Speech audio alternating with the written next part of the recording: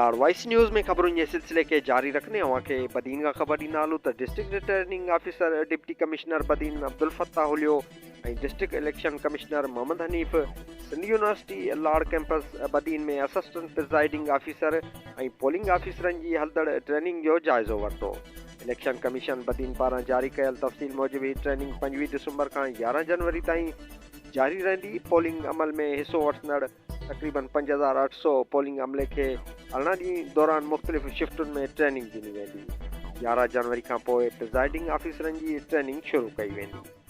लाड़ वॉइस जे नाज़रीन खे बदीन खां ख़बर ॾींदा हलूं त district returning officer deputy commissioner Badin Abdulfatah हलियो ऐं district election commissioner Mohammad Hanif Sindh university Laar campus Badin में असिस्टेंट प्रिजाइडिंग ऑफिसर ऐं पोलिंग ऑफिसरनि जी हलंदड़ ट्रेनिंग जो जाइज़ो वरितो। इलेक्शन कमीशन बदीन पारां जारी कयल तफ़सील मूजिबि ही ट्रेनिंग 25 दिसंबर खां 11 जनवरी ताईं जारी रहंदी।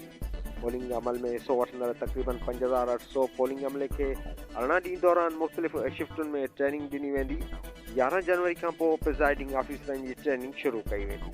रिपोर्ट दोस्त मोहम्मद चांडियो, लाड़ वॉइस न्यूज़ बदीन। वधीक ख़बरुनि अपडेट लाइ विज़िट करियो लाड़ वॉइस न्यूज़।